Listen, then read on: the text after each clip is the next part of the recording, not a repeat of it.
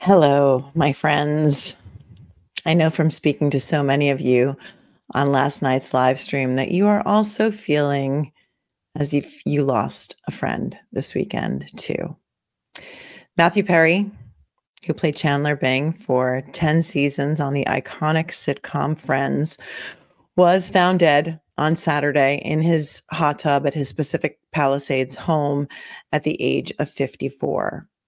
And while no cause of death has officially been released yet, Matthew Perry had been very, very open about his struggles with alcoholism and drug addiction. Here's a tribute to the star from News Nation.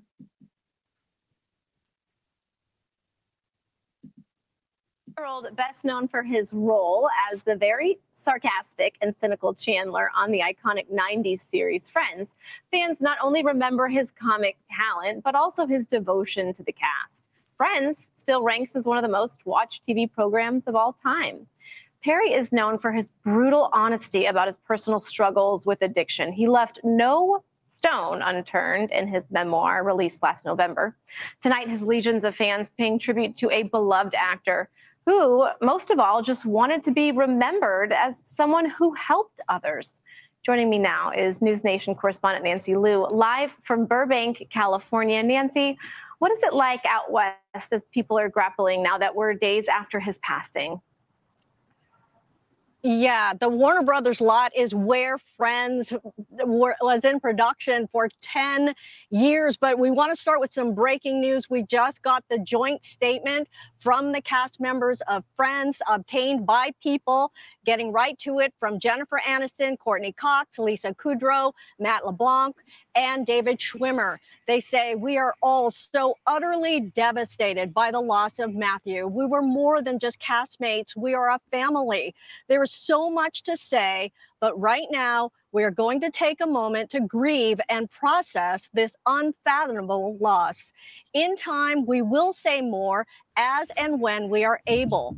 For now, our thoughts and our love are with Matty's family, his friends, and everyone who loved him around the world. And obviously, we've been hearing from celebrities for days now since the death on Saturday. But again, this is the joint statement from his fellow cast members. It was highly anticipated, and obviously they are devastated, and we'll say more at a later date. We also have some breaking news from the LA Fire Department. They are issuing a statement saying that LAFD responded within minutes. They were there at 4:07 p.m. on Saturday, and they said they responded to the 1800 block of West Blue Sail Drive, that's in Pacific Palisades, on October 28th, to find an adult male unconscious in a standalone hot tub. A bystander had brought the man's head above the water and gotten him to the edge. Then firefighters removed him from the water upon their arrival. A rapid medical assessment sadly revealed the man was deceased prior to first responder arrival. So in short, that means that Matthew Perry was already dead when he was found on Saturday in that hot tub behind his home in Pacific Palisades. And Elizabeth, we were there outside the home earlier today. There's a growing pile of flowers and a memorial to him there in Pacific Palisades outside his home. Elizabeth? All right, Nancy Liu, thank you. Like you said, it was so poignant that we heard from the cast with so many family and friends. They've almost been so shocked that they've been silent and said we need more time. So it really shows you what they're going through in such an untimely passing. Thank you so much for joining us. We appreciate it. The LA County Medical Examiner's Office says the autopsy is completed, but they are awaiting the results of a toxicology report before releasing a cause of death. That could take several weeks. And there are new details tonight that he had just moved into that home in LA just about 3 weeks ago, according to several reports. Entertainment reporter Michael Musto joins us now. There are still so many questions about the heartbreaking loss, and so sudden and unexpected. So are you starting to hear more people speak out now that the dust is settling and they're able to sort of accept the fact that he really has passed? Yeah, I mean, it seems like everyone he ever worked with has come forward on one of the social networks, if not more than one, to talk about how much he meant to them, how he was a good person who wanted to help other people. That's one of the main reasons he wrote his memoir that came out last year. He had been through terrible addictions, including alcohol and painkillers. In 1997, he had a jet ski accident and became addicted to Vicodin. And Matthew himself estimated that he had 15 rehab stays, 14 stomach surgeries, and $9 million spent on various rehabbing efforts. Including 65 detox stays. At one point, he said that he was drinking a quart of vodka a day and 55 Vicodin. He actually said at one point in his book, "I should be dead. I can't believe I'm alive." So sad. People are coming forward. I think what the cast of Friends did was perfect, which is they got together and gave a shared statement. And they're basically in shock, as is everyone else, but they're in more shock than anyone else because it was a family. And they will slowly start to process this and start sharing more things in public about how they loved him. Thanks so much for watching. Go to joinnn.com. That's interesting because Elizabeth Vargas also did an interview with him, a piece of which I want to play for you as well. But Elizabeth Vargas has also been very open about her struggles with alcoholism. And I don't know if after the interview that they did an interview at a conference. So it was on stage, and it's just a podcast that I have some audio of. The audio is not great, so I may just read to you the excerpts from it. But she did this interview with him just last November after the release of his book. And I'm kind of wondering if they got to be friends after that because they shared the common bond of addiction. Matthew did say that he had gotten sober recently and that he had been sober. And in fact, he recently opened a sober house to help other people get sober. A sober house is a place where people come to live after they're released from rehab so that they can live in a sober community and try and keep up their sobriety in a way with other people. He also wrote in his book, which is so interesting to read now after his passing, "It's very odd to live in a world where if you died, it would shock people, but would surprise no one."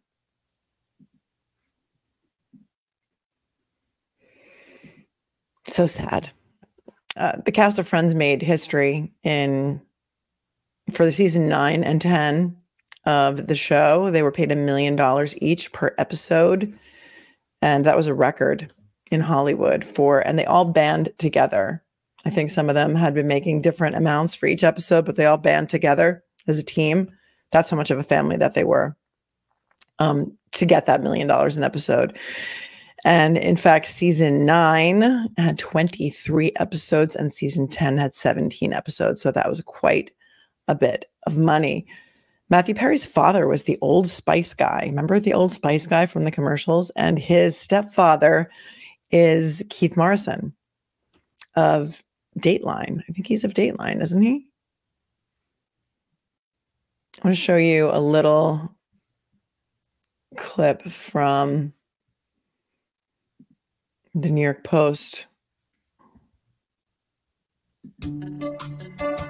In his final years of life, Matthew Perry unloaded a whopping $35 million in real estate and downsized to a modest cottage where his friends say he was battling a profound sense of loneliness.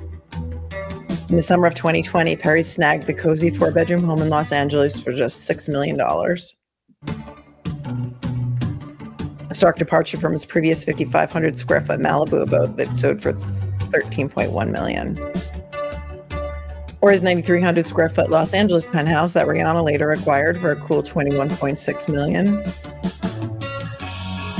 Pictures of Perry's final dwelling show luxurious modern interiors alongside breathtaking views of the Pacific coast, as well as the large jacuzzi where he was discovered unresponsive. So sad. Although he had many famous girlfriends, including Julia Roberts, who he dated in the 90s. And in fact, he broke up with Julia Roberts after they dated for a couple of months. And in his book, he writes about how he broke up with her because he knew that he would never be enough for her. And he just couldn't stay with her because he knew that she would eventually break up with him, which is very sad. He was profoundly lonely. And in fact, in 2021, he had been on the app, the dating app Raya, and he had been corresponding with some 19-year-old girl, and she came in on TikTok and kind of publicly embarrassed him. But I'm wondering if his addiction had anything to do with his inability to maintain a long-term relationship, and I'll bet that it did. I think that the women in his life probably figured out at some point that they were never going to be as important to him as his next drink. And for anyone who's ever been in love with an alcoholic or an addict, that's a really hard pill to swallow, which is kind of a weird analogy, but excuse the pun. Here's an interview with Elizabeth Vargas that she gave also to News Nation. No, it was a very big event. I think that he was very aware of the fact that a lot of people in society indulge me for a second, only like less than 20% of people who need help with addiction get it. It is like 12% of people who need help get it. And the main reason people don't get help is stigma. And Matthew talked about this and was very aware of this, of the stigma around the disease. He had been in and out of rehab. He'd been to rehab 15 times. He paid an enormous price physically in his body for his disease. He knew very, very well that you do not go cure yourself of addiction with a 30-day stay at rehab. He had proved that 15 times that it didn't work. It took nearly dying and a doctor telling him, you can't do this or you'll die, before he was able to stop. A sober living house is a place for people to go and live after rehab, usually, where they're in a community of people who are also in recovery, who can support each other, and where there might even be testing protocols on the premises to make sure everybody stays clean and sober. And it's a great support system. And people can go and live in these sober places, these sober houses, for months, even sometimes years after getting clean, if they feel like they're shaky in their recovery. And for many people, that's what they need. And so I think it was a great idea and a very generous one to set up this facility. Elizabeth Vargas, thank you for your time and the insights you shared tonight. I appreciate you. Thank you. Sure. Thanks, Natasha. So sad. At one point, his colon exploded because of all of the drugs that he was taking and all the opioids and all of the painkillers. And that's when he had a major colon surgery. I think he was in a coma. He almost died. And he says that after he had to wear that colostomy bag, that was really one of the only things that helped him finally get sober for the last time, because he said he never wanted to have to go through that again. It's just tragic. I want to play a little snippet of this podcast for you, but the audio is not great. So I'm going to link the full episode below in case you want to listen to it. It's about a 45-minute interview. Very interesting. But that's why now. That's why. I want to run some numbers by you, because it really shows. You were just talking about the fact that you've had such highs in your life and such lows that you talk about in this book. Friends had a whole new rebirth. And listen to this. There were 97 billion, with a B, minutes of Friends watched in the year 2020.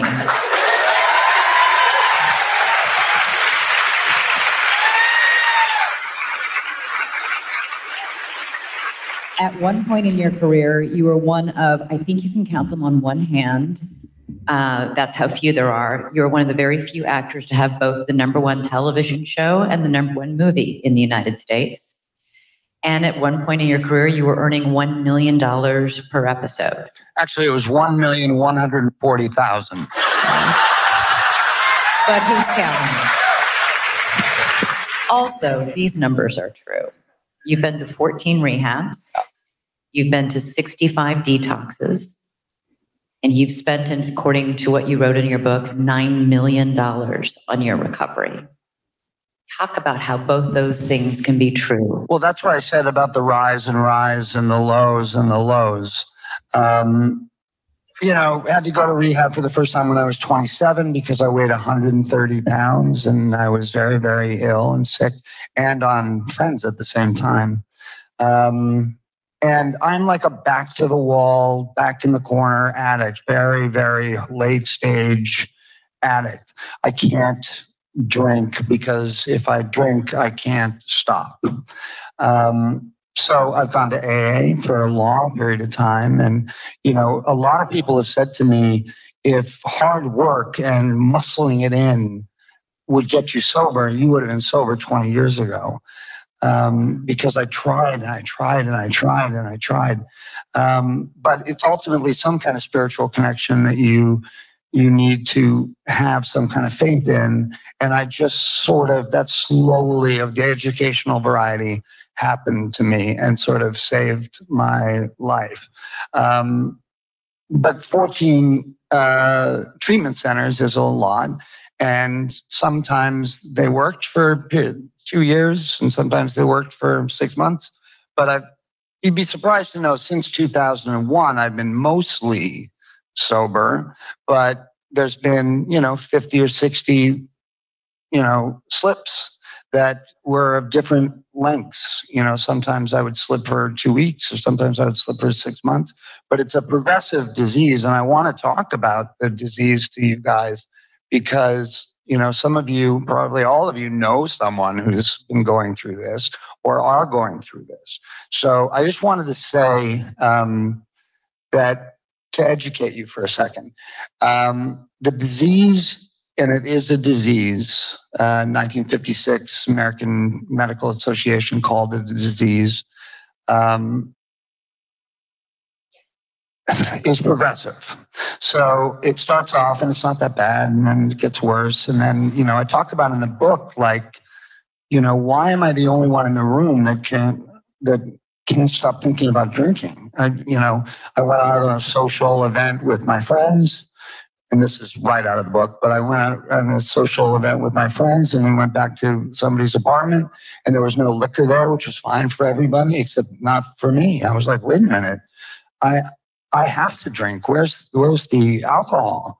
I have to drink. And I looked around, no one else was feeling that way. And it kept going from there. Because basically you have an obsession of your mind. It's a two-pronged disease. You have an obsession of your mind, which makes you think, I need to drink. I need to have a martini. I can't stop thinking about anything but a martini. Why is everybody not thinking about this? I need to have this. I need to have a drink or I'm going to go crazy. And that's what I thought. I thought I would go crazy. And then there's an allergy to your body, which means once you've put in the martini, your body basically goes, okay, now give me everything you did last time and more. So after the first drink, I'm not in control of what will happen. And the only way that I can stop drinking is if I'm locked up somewhere. That's how powerful the disease is. And people who don't believe in the disease and people think that there's a stigma are just incorrect. It's not, there's a slight stigma. Sorry how long this answer is, but there's a slight stigma attached to this and there shouldn't be. Some people think, and I'm one of them, that they should take anonymous out of the equation and just have it be alcoholics because anonymous suggests that we should be hiding it. And I don't think anybody should. There you have it. He was very, very aware of his addiction. He just couldn't control it. He was powerless over it. And unless you've been in a family with an alcoholic or you've been in a relationship with an alcoholic, you might not understand that. But if you know, you know. And like they teach you in Al-Anon, you didn't cause it, you can't control it, and you can't cure it. So what do you do if you love an alcoholic? The ripple effects are enormous. It's a disease that affects everyone in the family, doesn't discriminate. crosses all genders, all cultures, all races, all economic classes. Well, last month I had the opportunity to sit down with my friend Meredith Beardmore, who is a licensed mental health counselor, and she couldn't find any resources to help the loved ones of addicts and alcoholics. So she wrote a book about it. And it's called Hey Addiction, Thanks for Nothing: How to Love an Addict Without Losing Your Mind. And we sat down and had a chat about it. And I've cut a couple of clips from that show, and I'm going to play them for you now. And I hope that if you are struggling with loving an alcoholic, that in some small way you will know that you are not alone and that there's help. Enjoy. And it's one of those books that I would keep on my nightstand and keep referring back to for, validation that, because what you talk about in the book of how to handle these situations is something that I think people need to hear and feel validated about, because it's really hard. A lot of times people go to therapy so that someone will tell them that they're not the crazy one. I mean, especially when they're involved with someone who's an alcoholic, right? Or an addict. I think that, I think you start to feel so crazy after a while that you're just like, I need someone to tell me that I'm not crazy. Yes, please hold up the book. That is why. So it's Hey Addiction, Thanks for Nothing. Sometimes I think I should have been nothing and everything, because it did free me in a lot of ways. But it's a brutally honest guide to loving an addict without losing your mind, because you feel like you're losing your mind when you love someone with an addiction issue. Like, for so many different reasons. It depends on what stage they are. But if they're in denial and they want to keep doing what they're doing, I mean, they will do anything, tell you any lie. They will use any tactic to get what they want. And it's sometimes not even exactly personal. And I think that that's another thing that we might do as loved ones of addicts, is take it really personally, how could they? But it's their mind is so just zero end. And I'm not making excuses for them by any means, because they're choices that they make, but they're so focused on what they want. They don't think about the consequences in the moment. And they don't, a lot of times the loved ones were just collateral damage. That if someone doesn't want to change, they're not going to change. It doesn't matter what your job title is. We think we can change them. We think we can. That's the thing. Total savior complex right here. I was like, if I do this, and if I introduce them to that person, I get them into that program. If I say this, but then it led to pleading and crying and raging, and just to try to get them to, because they couldn't see what I was seeing. And I was infuriated. It was so hard. I finally am at some bit of peace, but what I never want to live through that again. When you grow up in a house like that, there's so many things that rang so true with me, because after I started watching after that Taylor Swift video, I did a deeper dive into your YouTube channel.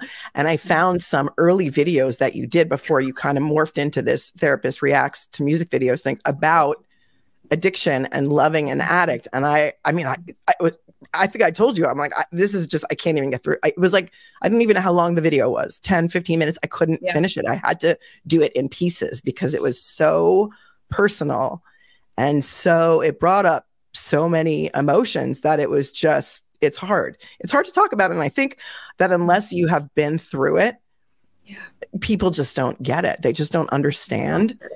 And I think what is also so hard to understand is that when you're watching someone that you love literally killing themselves right in front of you every single day without seeming to care about the ripple effects on the family, on the children, on everyone who comes into contact with them on a daily basis. It's almost like their feelings and have been just so numbed, right? By alcohol or whatever substances that it's just, it's so hard for someone who doesn't have an addiction to be able to understand what the F they're thinking about. Like, what are you like? How could you not see this? How could you not see what your behavior is doing to us? How could you not see? Isn't it, if you loved us enough, wouldn't you just stop? And in this present moment, I can feel myself trying to protect him. Yes. And don't we do that too? Don't we make excuses for them? And don't we turn down invitations to go places or to go to social events because you don't know which version of this person you're going to get. And you don't know if they are going to embarrass themselves, embarrass you, say inappropriate things, do something crazy. So you become maybe a little bit more isolated and you're not doing all of the things that you would want to do because you're trying to manage someone else's behavior. It's all focused on them. And then you start to look at yourself. And it wasn't just internally of being like, who am I on the outside? I mean, I look haggardly, like I had aged years because it just was so, because you can't believe that this is actually happening. You don't know how to manage it. And you also don't want it to happen. Like the last thing I would want ever is to have my family be broken up in this way. But when you have a partner that thinks you should trust them when they say that they're really good driving drunk.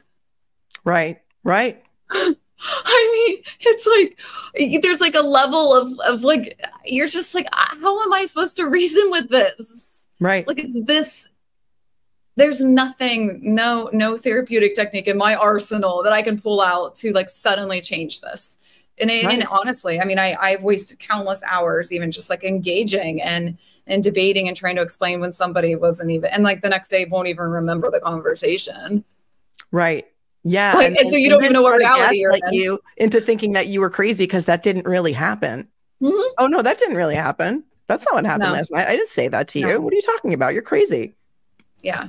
And then I had to like overcompensate, I feel like, and be just like the sole parent, the sole responsible person. And I didn't have any room for joy, for anything that I liked. It felt like everything was just sucked out of me. And it was, I didn't want to raise my son in a house like that. Like and also how it turns you into the worst version of yourself. The worst version of yourself. You turn into a detective because now, it turns into, they say they're not drinking or taking the OxyContin or whatever, because, we can't ignore the huge opioid crisis and how, people become addicted to opioids so quickly after having a surgery that maybe they're prescribed for, or, OxyContin is heroin in pill form. It is. It just is. That's the facts. People don't come for me in the comments. It is. And it is killing so many people in this country. Now that fentanyl is here, that might take over. But for so many years, it was OxyContin. And if you want to watch some great TV about that, Dope Sick is a phenomenal series with Michael Keaton as a doctor who eventually becomes addicted to OxyContin, and it goes into depth about the company that manufactured OxyContin and the lengths that they went to go to these small mining towns to get everyone in these small mining towns addicted, and how they told the doctors that it was not addictive. It's not like Percocet. People aren't going to become addicted, and they knew that they would, and they kept increasing the dosage of the pills that they were making. And it's fascinating and horrifying at the same time. But when you start becoming a detective, and you're finding the bottles, and then you're replacing the vodka with water, and you're dumping out pills, and you're hiding things, and you're taking car keys and you're hiding the car keys, and the lies, and it becomes a game almost to try and catch them in a lie, and to try and I know they're lying, so now I got to go prove it. Right now I got to prove it. And coming up with like more and more excuses, but honestly, some of the hardest times was when I would show the evidence and they'd be like, oh. It becomes more about how you found out than what their behavior actually was. There's always What do you mean? What do you mean? Were you going through my stuff? Were you going through my phone? How did you find it? How do you know that? And then it became about you I did the how thing dare that you was violate their how dare you. boundaries.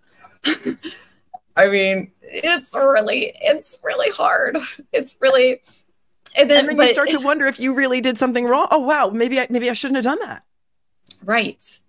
And the books out there, one of the best-selling books for loved ones of addicts is one where they encourage us to be kinder and develop more empathy. And I was like, no one asked me ever again to have more fucking empathy. Like the overwhelm is just before that, where you just like are deep in the trenches and you feel like your life is just overwhelmed with it all when you don't see the light. I mean, and it's a scary place to be. And if you aren't, like, I feel lucky because, you know, I have supportive friends and family, and I have friends that have dealt with siblings going through this too, and parents, thankfully, or not thankfully, but like just so that they knew, they understood, because there is a difference between the ones that have dealt with addiction and people who haven't. They don't understand. It's just how complex it is. But thankfully they were there to support me, because I mean, it gets dark. I mean, people who, if you feel like if that person would end up overdosing and they end their life, the guilt, the shame, that knock on wood hasn't occurred. It still could. And it's scary if your mental health is not in the best place, like how you're going to handle that and the effects of it all. Right. And if it's a family, dynamic, as in you are the child, right? And you have a parent who is an alcoholic or an addict, or you have a sibling and you're a child, and this is where you really have no choice. You can't leave, No. So you have to learn how to deal with it. And, the walking on eggshells and the never knowing who's going to walk through the door, never knowing when you go out with your family in public, what's going to happen, because how this person may behave. It's very, very, disconcerting for a child. And, sometimes the child becomes the parent. I got a great comment here from Shelley. Alcoholics drink to celebrate, drink when they're sad, when they're happy. There's always a reason. As children, it is so horrible. It's horrible. Yep, there's always a reason. Interesting. I'm just going to go to page 32, where you talk a little bit about grief and having had some personal experience with this, I'm going to say, at the outset, that there's nothing harder than grieving the loss of someone who is still alive. Grief at a funeral, at a wake, when somebody dies is one thing, but the grief of losing somebody who's still alive. Yeah. And I love the exercise you have in the book, but I'm just gonna read a little excerpt of your book, if you don't mind. Here. Please do. And it's titled, this section of the book is titled Insurmountable Grief. I felt like a widow. My husband, the person I knew before alcohol and drugs, is gone. He's simply gone. I was grieving the man I loved so effing much. At the same time, the addict that currently inhabits his body is still very much alive, and I know so because I witness it daily. I was experiencing the loss of the person that existed while being in a rage with the person that was inhabiting his body. This situation and grief made me feel crazy, truly crazy. I'm mourning my lover, dismayed by the addiction and lies, while pushing myself to move forward for my son and myself, because that's all I can do with it all. For once, I was able to recognize how hugely dissonant this is. The body of my person is still living, allowing it to be flooding on so many levels. This is the complexity of grief when loving an addict. And you guys can let me know in the chat if that's something that resonates with you. It is something that resonates with me, and it's tragic. And if you have, and this was a spouse for you, and if you have children with this person, it's not like you can just cut them out of your life. So you still have to maintain some sort of communication with them. So you still have to see them. You can't just really cut them out of your life. And if you don't, and it's just a relationship or, like a significant other, and you have no children together, it's just like trying to forget about this person that was such a part of your life, and you're mourning them, but they're still alive. Yeah, it makes me sad, because it's like, I miss that person. Like, I miss him. He was a good person, and he was so funny and so wonderful. And I've just had to come to terms with the fact that, you know, person's not coming back. I mean, even if he got clean and sober, it would take years, I think, for his brain to be repaired. And yeah, I grieve the loss of what was supposed to be the family I had envisioned. And just not knowing who this person is, and the person that you like thinks was going to be your protector and somebody that you love so much, ends up treating you so horribly. It's like an enemy almost. And it's like, right. I just can't compute it in my mind. It hurts. And that person, that it's like a zombie. I mean, really, it's like the person that's living or that's in that body is not the person that I knew before, because that person before would never. But sometimes, you know, when you're in the throes of it, right? And then you see glimmers of that person every so often surface, and you're like, okay, wait, you know, they're still there.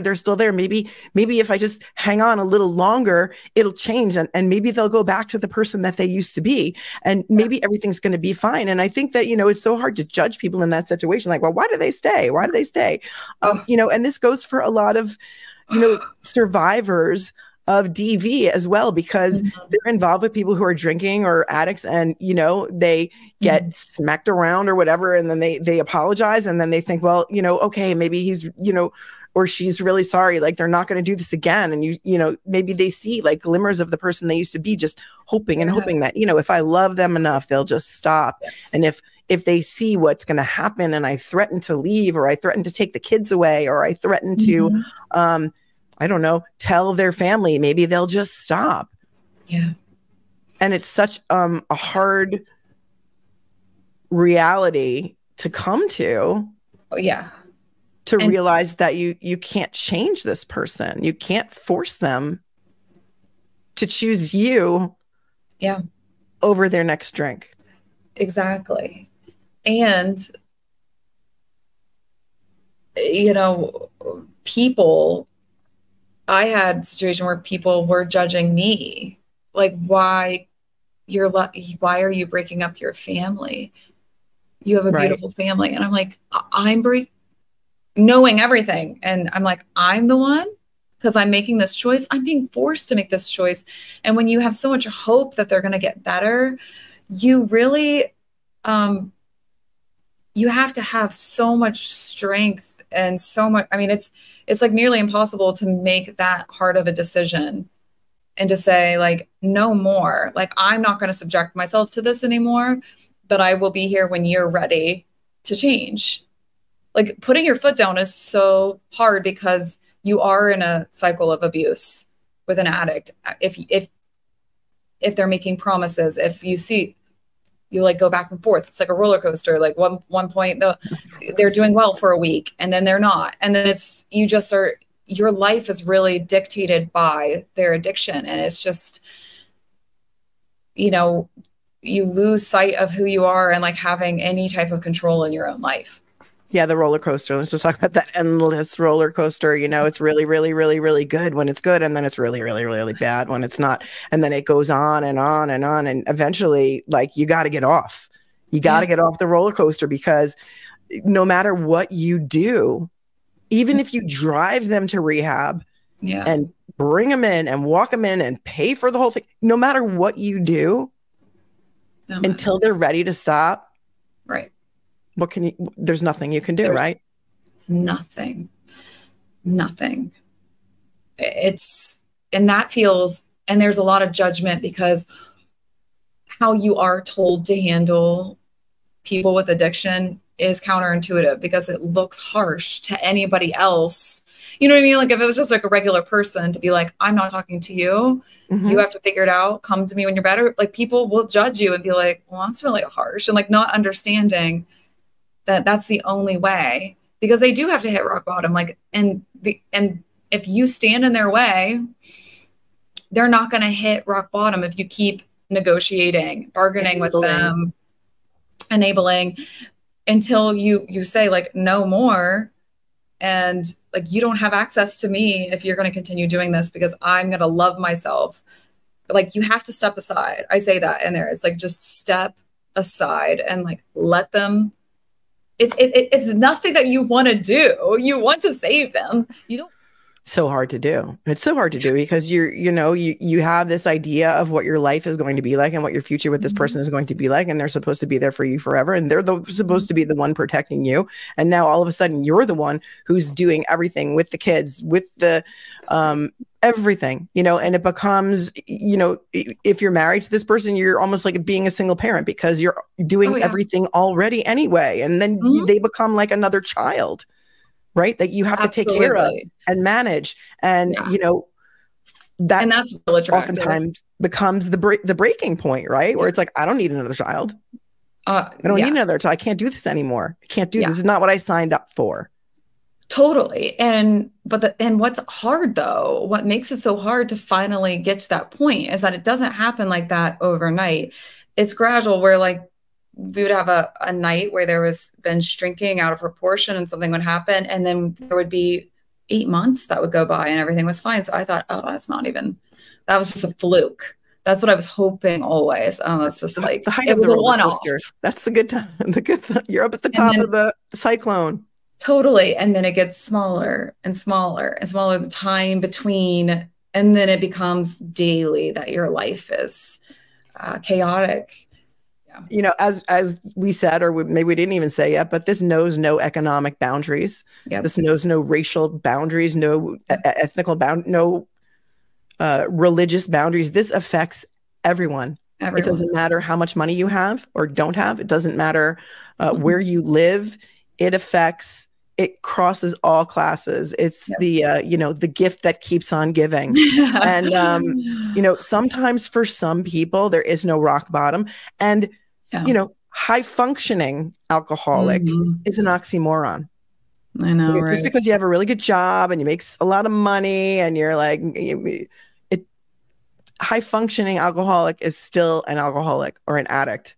It doesn't make you a better alcoholic or addict because you happen to have a job and are able to keep it and happen to make money. The effects on the family and the social dynamics are the same. Yeah. But the thing for everybody to know is like, it's not your duty to hold out, to wait for them to change. It's a waste of time. It's really, I wish I would have given myself that grace and knowing that it's okay. Like, you don't have to be a fixer, but because of my childhood experience, I felt like you do everything that you can. You run yourself into the ground to help this other person. Like, being selfless was something to be, something to strive toward when it's not.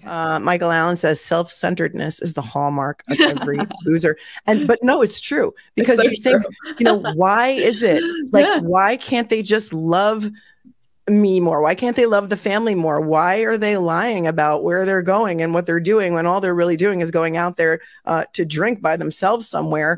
But you think, like, how could that even be possible? There must be something else going on here. But really, it's all about that next drink, that next fix, and nothing else matters. Nothing else matters. Nothing. Yeah. And my hope is that someone will pick this up. I mean, I wish I had this when I was a teenager. I wish I had this even just a couple of years ago. I mean, my hope is that someone will read this and not feel alone and see themselves in it and have actual tools, and do these exercises. Because sometimes I will read a book and I'll be like, and it'll feel very profound. And then like 2 days later, I'm like, wait, now what was that about? Like, how do I use this new knowledge, And that's why I wanted to make sure that it was self-help, like it had real things that you do to help heal yourself and come to the realization or not the realization, but come to a place where you can decide what you actually want to do. Are you at the point where you need to walk away? And you have and that's ways. okay. And that's okay to walk away, that someone's giving you permission, that a therapist is giving you permission to walk away, because sometimes that's all you can do. Yeah. But it's like, you know, I think we have to take away like the shame of talking about it. And especially you and I have talked about this a lot, about how, you know, one of our goals is to try and help these younger generation of women, the teenagers, the millennials, like learn how to deal with this and how to cope with this, because nobody taught us what to do. There were no resources like this. This should be taught in schools. You know, mindfulness should be taught in schools. Coping mechanisms need to be taught in schools. These are such important life skills to have that unless you've been in therapy, you're not going to know about DBT. You're not going to know to go grab an ice cube and hold onto it if you're feeling discomfort, because the pain of holding that ice cube in your hand and gripping it will distract you from whatever emotional pain or impulsive thoughts you're having. Yeah, because I thought I had it covered and I didn't. But life is unpredictable. But I think the ripple effects of the trauma is distrust and fear in yourself and your own judgment.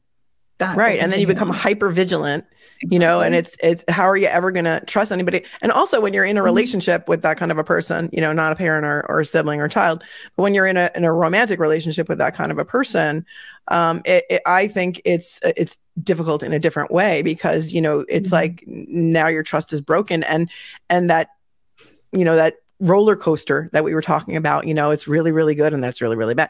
You know, in a twisted way, it's exciting, you know. So if you get into a normal relationship and it's normal, you know, what is normal? If you've been living with these people around you your whole entire life, it feels, you know, it feels boring. And then you're like, oh, well, this is just boring. Like, I want that thrill, you know, I want that bad boy and that, or that bad girl, or, you know, that it's more exciting. Yeah. You don't know what your normal has shifted. You don't know what normal is anymore. But it's just, it doesn't, I always feel like it should be more work. Like, it's weird that I'm like, wait, that almost makes me more uneasy. That's the trauma, the effects of it, because it's like, wait, you're being kind and sweet. Like, why? Do you what's wrong with you? What's wrong with you? Like, what's going on? What are you what's actually going on? When it's like, no, people can actually be genuinely kind and want to be loving toward you without a motive. So what advice would you give to someone who's watching that is in a situation like this right now? I mean, I'm sure the advice would be different, whether it's a parent, or a sicko, or a child. It's not your fault. It is not yours to figure out. It's not your role to save them. It is not for you to even take on. Like, step aside and let them deal with the consequences of their actions. And you can be loving about it. Like, I love you so much that I believe that you can change. I truly believe that you can get your life better. But until you're ready to do that, I'm going to step aside and I'm going to take care of myself and choose to not be in your life. But I'll be here when you want to do the work. But I love you enough to no longer enable you, you know? I'm going to go to you, Meredith, to see if you have any final thoughts. Final thoughts are, you are not alone, and all of your feelings are valid, and get support by please pre-order the book. It's on Amazon, Barnes & Noble. I think it's like all places now. It comes out next Friday. Final thoughts are that you can get through this. Like, I wish I had someone telling me that over and like, you will get through this. You will get through this, because it just can get so dark. So just know that you're not alone. Share this with anyone that is going through this or you suspect is, because it kind of starts out, you know, with a little quiz, like, you kind of suspect that there's something going on, but you're not quite sure, to where you like know and you like want them to get help. So there's a range that people can, you know, relate to in this book. So I hope that you know that you can get through this, and that even though I don't know you, I love you very much. And if you've had this experience, like, you don't have to you can set boundaries, loving boundaries. Thank you so much for watching. If you wouldn't mind just hitting the like button on your way out. And if you'd like to subscribe, it's free. Don't forget to hit the bell so that you'll get all notifications when I go live or upload a video. Also, the link to Meredith's book is below. And we hope that we've made some of you feel less alone tonight. Thank you.